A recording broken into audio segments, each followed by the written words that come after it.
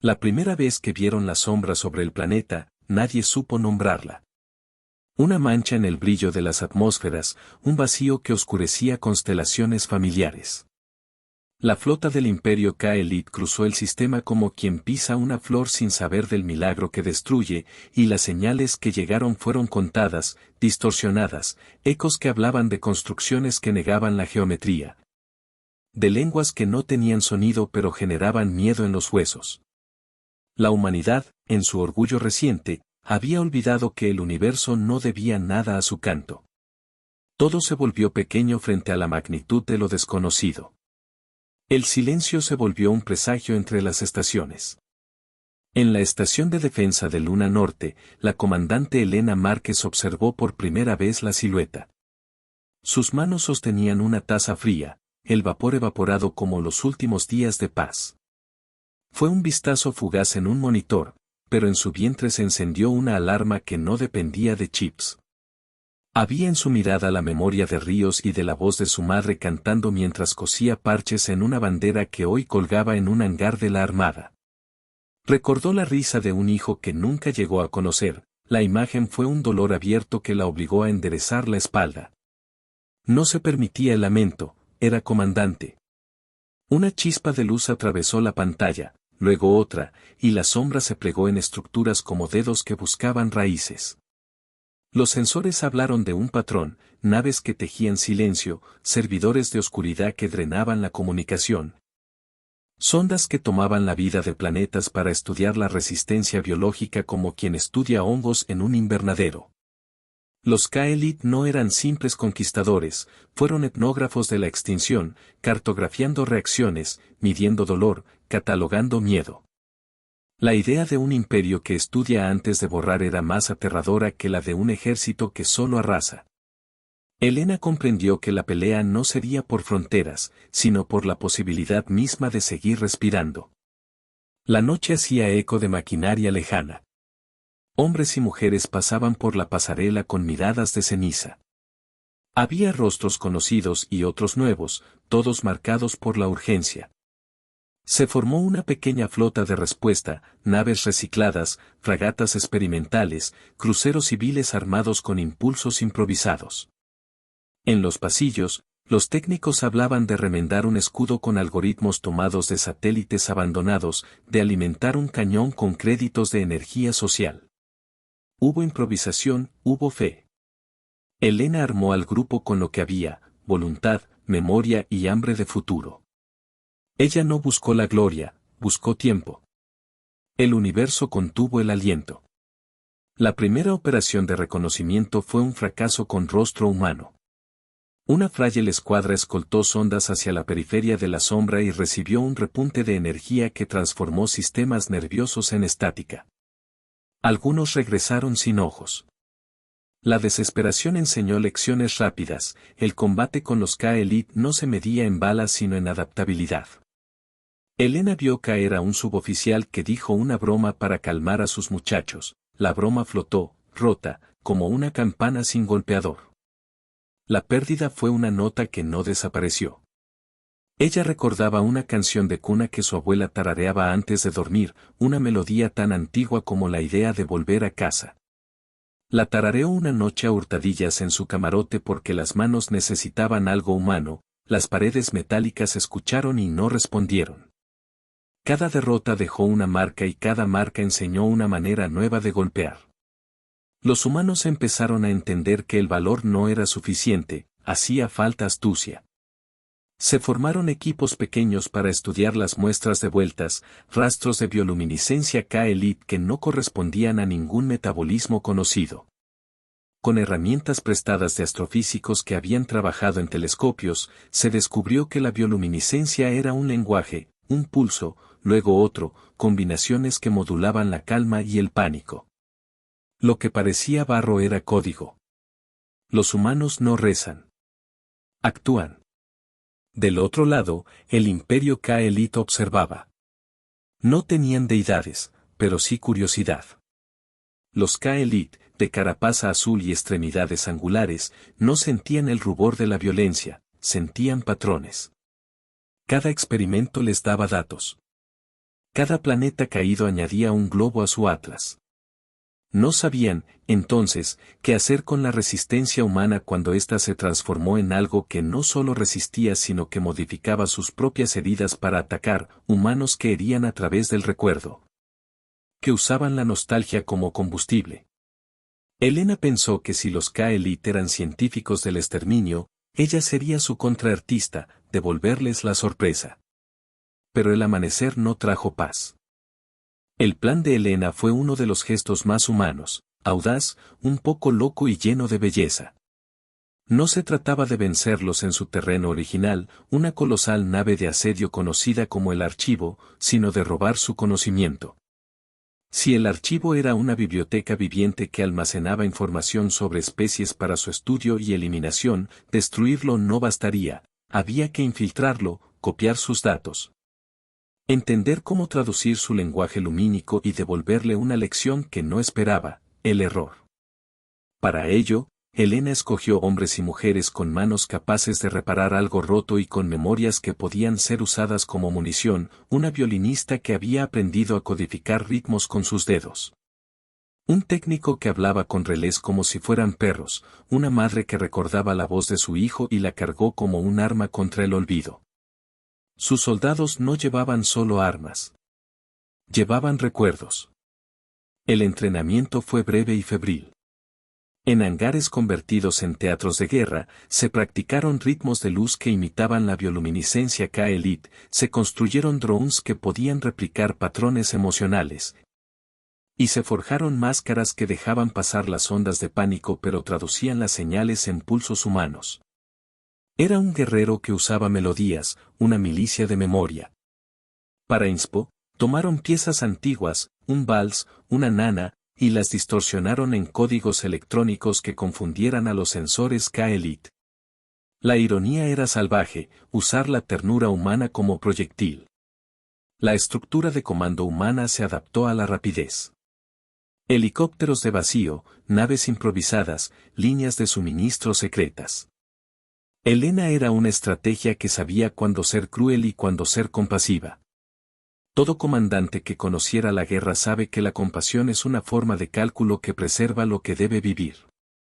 En sus rara vez solas noches, Elena miraba una fotografía de su ciudad natal, un barrio con colores, música en calles y un piano en el rincón de la plaza. Cuando la flota partía, la imagen surgía como un faro. El metal resonó con pasos de despedida. La primera vez que dispararon un pulso de memoria contra un puesto K-Elite, el efecto fue imperfecto y hermoso, una patrulla alienígena ralentizó sus movimientos. Sus bioluminiscencias titilaron en patrones que recordaban a los ojos humanos, y por un segundo, los K-Elite parecieron confundidos por una nostalgia que no poseían. Fue suficiente para que una escuadra humana escapara. La noticia corrió como pólvora, la nostalgia podía romper antenas.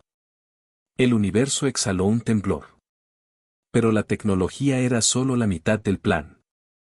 Elena sabía que la resiliencia no se mide en circuitos sino en historias transmitidas. Por eso, antes de la misión mayor, mandó emisarios a colonias lejanas para recoger objetos de memoria, una cuna con astilla de madera, una grabación de una risa, un pedazo de tela con olor a mar. Esos objetos fueron convertidos en moduladores de frecuencia. Su función no era causar daño físico, sino invocar algo que los K-Elite no podían catalogar, un sentido. Los humanos apostaban a que la empatía podía romper el frío de un depredador que solo entendía patrones. La línea entre esperanza y locura se volvió tenue. A medida que se acercaban al archivo, el aire pesó. La nave de asalto humana, llamada Aurora Negra, quedó pequeña frente a la mole que absorbía la luz. Elena caminó por su puente y sintió la mirada de jóvenes que se aferraban a órdenes que poco entendían. Ella dio la orden de entrar sin promesas de salida, y la flota avanzó como una ola que no sabía si tocaría la costa o se disolvería en el ruido. Elena nunca fue temeraria, era consciente de sus miedos, pero los cruzó. El recuerdo de la risa de su abuela volvió a su mente y ella lo convirtió en una oración sin palabras. Los sistemas de defensa del archivo no eran solo armas, eran juicios. La infiltración fue una danza de luz y sombra.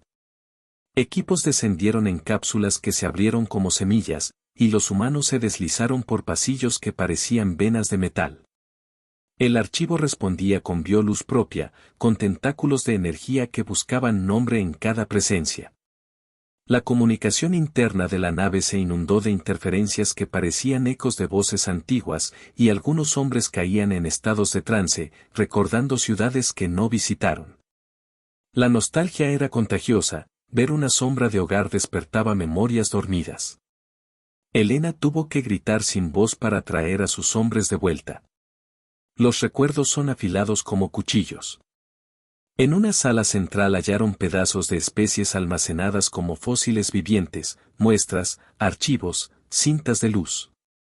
Entre ellas, un banco de datos con códigos que pulsaban como un corazón artificial. Los técnicos trabajaron febrilmente para copiar, traducir y desconectar. Cada pulso de datos que arrancaban era una historia humana ganada. Los K-Elite descubrieron la intrusión pronto. La alarma no fue un estruendo, fue un cambio en la textura de la luz. Las sombras se retiraron y volvieron con más estructura. Las puertas se cerraron como párpados. Elena escuchó la respiración de su tripulación en sus auriculares y supo que el tiempo se estaba agotando. La música de una nana lejana se mezcló con el zumbido de los circuitos.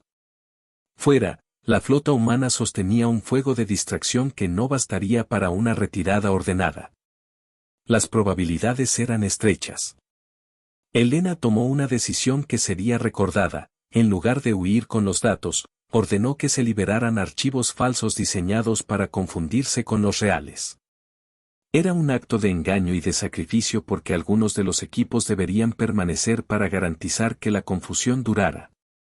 En ese gesto, la comandante convirtió la pérdida en valor, quienes se quedaron lo hicieron para dar tiempo a los demás. Sus despedidas no fueron palabras, fueron sincronías de luz. La noche guardó un recuerdo fúnebre. La retirada fue un éxodo de sombras. Los K-Elite respondieron con una precisión que no admitía error, columnas de energía que cortaban el vacío, drones que analizaban calor humano, campos que traducían miedo en pulso. Entre explosiones y grietas de metal, los equipos humanos lucharon con una mezcla de armas, trucos y canciones antiguas convertidas en interferencia. Elena vio caer a la violinista, cuya última ejecución fue un código que salvó una cápsula entera. La música siguió resonando en la memoria del puente aún después de que su cuerpo se apagó, como una partitura que había cambiado la cadencia de la guerra. El dolor tenía forma de nota interrumpida. Se multiplicaron los sacrificios. La madre que llevaba la voz de su hijo se enfrentó a un centinela K-Elite y cantó hasta que la máquina dejó de registrar su latido. Su sacrificio fue un escudo que permitió que otros pasaran. Los humanos aprendieron que su vulnerabilidad era una ventaja cuando la transformaban en estrategia. Hilaban los recuerdos con explosivos, con códigos, con discursos improvisados. Crearon una coreografía de humanidad que los K-Elite no sabían decodificar, canciones en idiomas extintos, chistes de juventudes, relatos de amores rotos. Cada pieza fue un eco destinado a confundir y, por un instante, a herir la curiosidad ajena.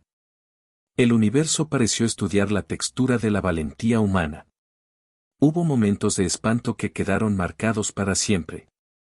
Una de las naves de apoyo, cargada de refugiados que habían huido de colonias devoradas, fue atravesada por una descarga que borró la mayoría de las señales biométricas. Los sobrevivientes que cayeron enviaron un último mensaje, una voz de niño que preguntó por la casa. La grabación se convirtió en una arma psicológica en manos de Elena, la reproducían en campos de batalla, dejándola flotar en las comunicaciones enemigas hasta que los K-Elite, extrañamente perplejos, recalibraban sus sensores. Era una crueldad necesaria, usar la inocencia humana para romper algoritmos de predicción. La noche cantó una nota rota. Las pérdidas obligaron a una evolución en la estrategia humana. Se forjaron alianzas con antiguas corporaciones que antes solo vendían ocio, ahora proveían módulos de memoria y artefactos. Científicos exiliados idearon generadores de emociones que podían ser sintonizados para provocar en los K-Elite estados inusuales, curiosidad, melancolía, fascinación. Todo era un ataque indirecto, una guerra de lentes. La frase venganza no tenía cabida aquí, era más un acto de supervivencia que un ajuste moral. Pero en los corazones había algo que ardía, no cederían sin demostrar que no eran recursos para coleccionistas. Los humanos aprendieron a cantar con la boca y con las máquinas. La campaña humana se volvió guerrilla y sinfonía. Había incursiones nocturnas que dejaban atrás cajas reproducibles de ruidos domésticos, risas, sartenes, gritos de mercados. Los K-Elite acudían para analizar y, mientras lo hacían, se exponían a manipulación. Cada vez que un centinela terminaba su análisis, su bioluminiscencia fluctuaba como quien recuerda una canción extranjera y no sabe que la reconoce. Los humanos se aferraban a esas pausas de desconcierto y lanzaban ataques quirúrgicos. La balanza se movía. El amanecer trajo más resistencia. Pero no todo fue triunfo. La guerra dejó cicatrices en la memoria colectiva. En una colina al sur del antiguo planeta, encontraron un piano enterrado entre ruinas. Alguien tocó una tecla y salió una nota desafinada, como si la memoria musical estuviera cansada. Elena atravesó ese campo y se arrodilló.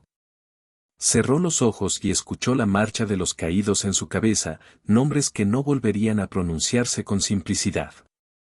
La nostalgia le quemó la garganta y la obligó a seguir.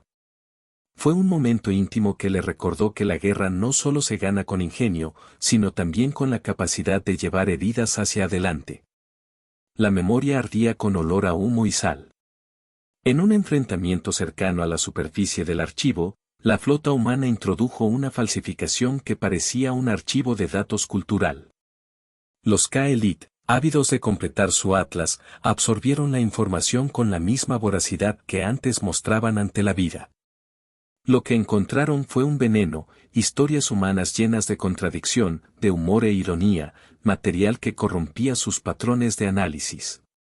Las máquinas de catalogación comenzaron a colapsar por la incoherencia, los K-Elite registraron emociones sin referencia y comenzaron a experimentar estados de indecisión. Fue una rendija para golpear.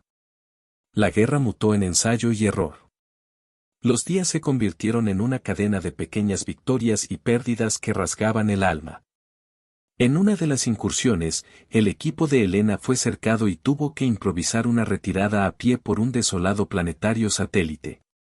La marcha fue una procesión de cansados, luces intermitentes y la canción de un suboficial que tarareaba para no perder el paso. Cuando alcanzaron las cápsulas de evacuación, la nave nodriza los esperó con puertas abiertas que crujían. Elena miró a los ojos a cada uno y vio historias, un exprofesor que llevaba el olor a tinta en la camisa, una joven que había robado una flor para su madre. Todo ello era humanidad concentrada. Las sombras aprendieron el nombre de cada rostro. La reacción K-Elite se volvió más errática. Sus líderes, incapaces de prever la flexibilidad humana, comenzaron a tomar decisiones que no pertenecían a patrones puros. Se vieron actos de violencia gratuita, seguidos de pausas de observación indecisa. Eso permitió a Elena preparar la operación que llamaron el Cordel, una maniobra que combinaría ataque físico con una transmisión masiva de recuerdos humanos desde múltiples radios clandestinas en toda la flota. Era un acto de fe técnica y emocional. Los hombres contuvieron la respiración. La batalla final comenzó con un silencio que parecía una premonición. La aurora negra, con sus aliados reunidos, rodeó la masa del archivo. Elena activó la red de transmisiones, 1000 voces, 1000 pequeñas historias y un repertorio de sonidos elegidos para sembrar desconcierto en las máquinas K-Elite.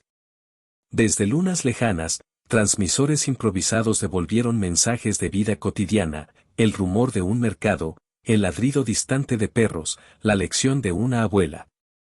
La señal se hiló en un tejido tan humano que cuando tocó los sensores del archivo, algo cambió en su núcleo.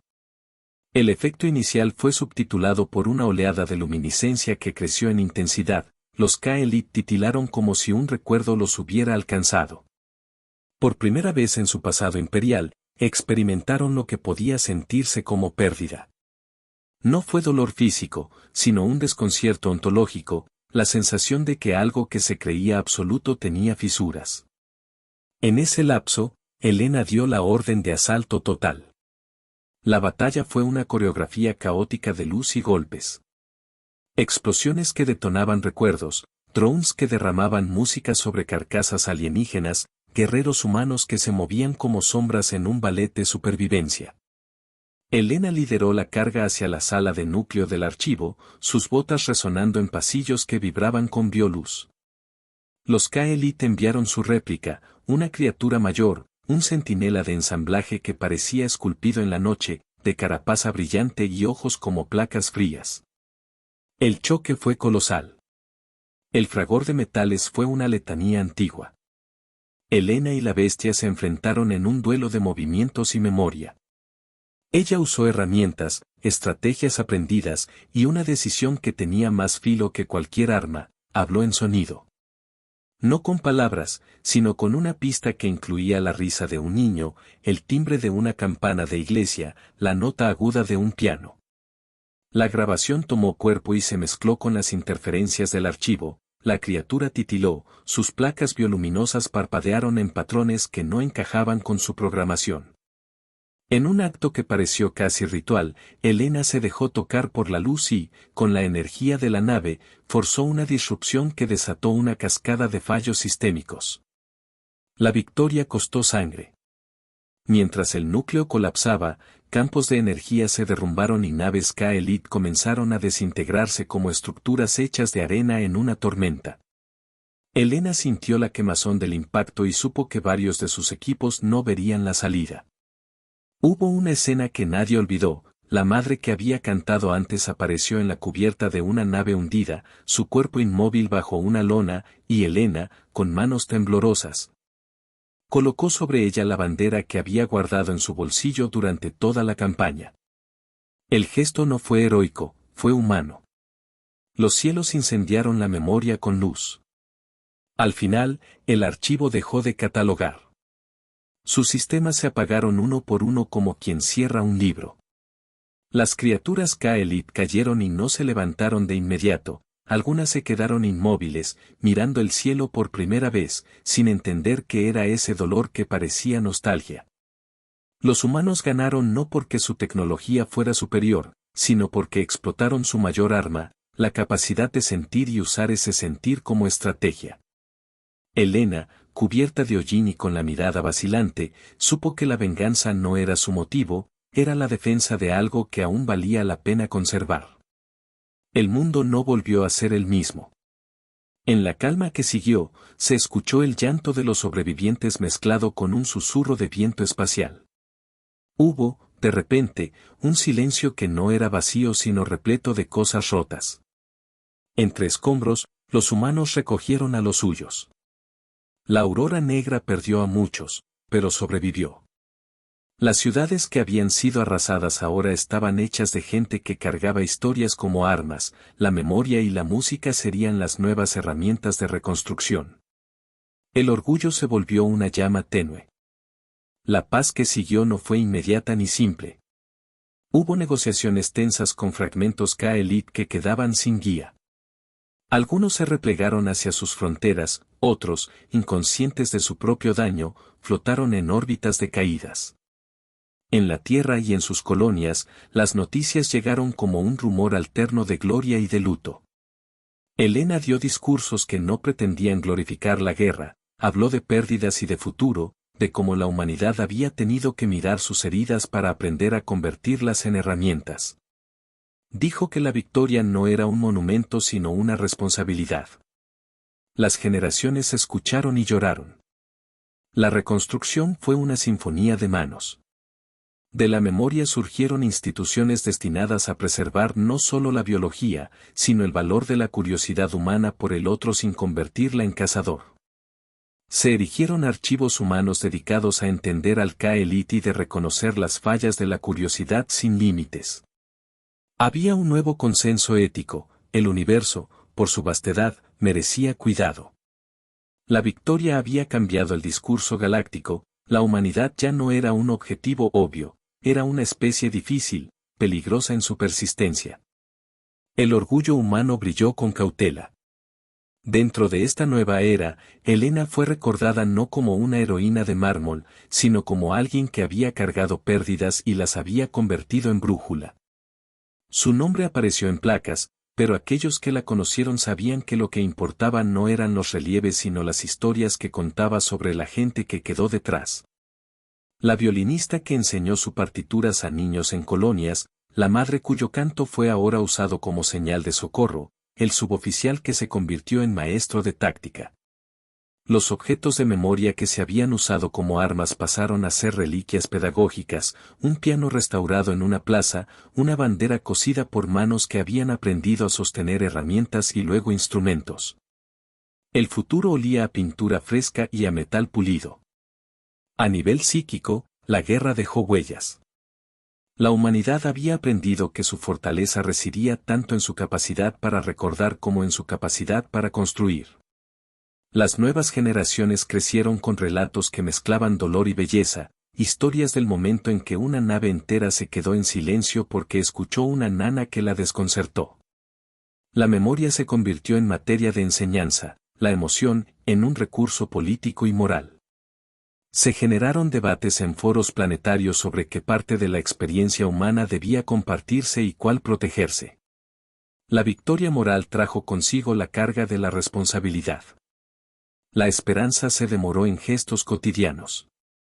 Hubo, sin embargo, momentos de consuelo íntimo. En una colonia reconstruida, un viejo tocó un piano rescatado y los niños se reunieron a su alrededor. La nota era imperfecta, pero era música.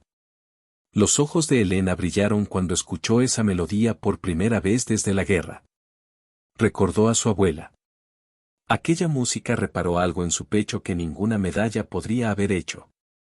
Fue una curación lenta, no completa, pero auténtica. La nostalgia dejó de ser arma y volvió a ser puente. La gente comenzó a cantar otra vez. Con el tiempo, fragmentos del imperio Kaelite enviaron emisarios, no todos, no lo suficiente como para negar que la hostilidad persistía. Algunas delegaciones buscaban comprender, otras se acercaron con la fría curiosidad de siempre, la humanidad había aprendido a responder con cautela. Se crearon pactos precarios, intercambios culturales, códigos de no agresión, estaciones de observación donde ambos lados intentaban medir la empatía sin explotarla. Fue un nuevo mapa de relaciones, con senderos marcados por la desconfianza y la posibilidad. El universo no volvió a mirar igual. Helena, ya retirada del mando activo, recorrió las colonias más jóvenes para hablar de lo que habían hecho y de lo que debía evitarse. Su voz, baja y áspera por el humo y las lágrimas, tenía la textura de una lección. Habló de memoria, de cómo un simple fragmento de canción había abierto la puerta a la victoria, y de cómo la victoria se debía convertir en ética. A su lado, los sobrevivientes contaban relatos que llenaban espacios antes vacíos. Fue en esas charlas, en esos pequeños salones, donde un nuevo símbolo emergió, una hebra de luz entrelazada con una cuerda de tela, representación de memoria y resistencia. Fue la insignia de la nueva era. La presencia humana dejó huella. En tardes largas en el puerto orbital, Helena miraba el horizonte estelar y veía naves que ya no buscaban solo recursos, sino diálogo. Aún había peligros. Algunas especies aún tratarían a otros como objetos para coleccionar. Pero la humanidad había demostrado que podía convertir sus recuerdos en defensa y su dolor en estrategia. Había forjado un lenguaje nuevo, la empatía como escudo, la memoria como arma y el arte como inteligencia. Era un patrón impredecible, difícil de replicar, bello en su raíz. La vida siguió, con nuevas canciones. Y en los archivos restaurados que la humanidad dejó abiertos, se compiló un relato, no para mostrar poder, sino para recordar humillaciones que no debían repetirse. En las aulas, las generaciones futuras aprendieron que la conquista sin comprensión es solo un accidente a repetirse, y que el verdadero valor humano reside en su capacidad de transformar la pérdida en enseñanza. Los días cerraron con manos obreras y voces en coro. Vinieron por un planeta, pero despertaron a una especie.